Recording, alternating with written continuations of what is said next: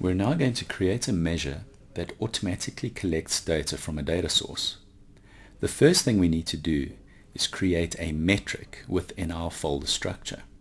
A metric represents an entity or an asset for which we need to capture various measures or KPIs.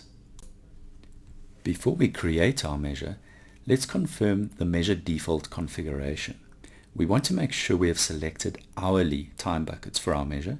We can also specify a value, display format, and a unit of measure. Now, locate the boiler temperature tag in the Utilities section of our historian. Drag that tag right across and drop it onto the steam metric in our model. Notice that a new measure is created. Using F2, let's rename it to steam temperature. The unit of measure in degrees Celsius is brought across from the historian tag. Let's double-click on the steam temperature measure and open its editor window. The description has been brought through from the historian tag. The display format has come from our default settings, the unit of measure from the tag, and notice the backfill date. We'll discuss this shortly. The primary context for the measure is the production calendar, so this measure will use the hourly time buckets defined by the calendar. Under the Retrieval tab, we can see the configuration that has been created when we drag the boiler temperature tag across to our metric. One property we should confirm, though, is the aggregation type. Notice the various aggregation types.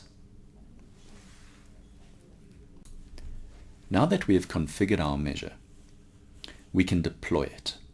Deploying a measure sets it into an automatic collection state. Notice on the diagnostic trend how the average values for each hour for the boiler temperature are retrieved and stored in the flow system. A powerful feature to take note of is the backfill date. We can set the backfill date to as far back as we have data in a historian. This provides incredible value, allowing you to leverage the historical data you already have. So let's discuss what has happened here. Here is our boiler temperature tag value over time. Flow has broken the time series into hourly time buckets. It goes back to the backfill date, retrieves and aggregates the raw data for each hourly time bucket, and stores the resulting average value for each hour in the flow system. It does this for each hourly time bucket up until now. It will then automatically continue aggregating data as and when the hours complete. These measure values that are now stored in the flow system are available for fast and efficient reporting. Let's discuss another example.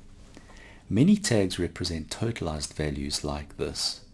And at some point in time, many of these totalized values will also reset either at a specific value or automatically on a rollover value.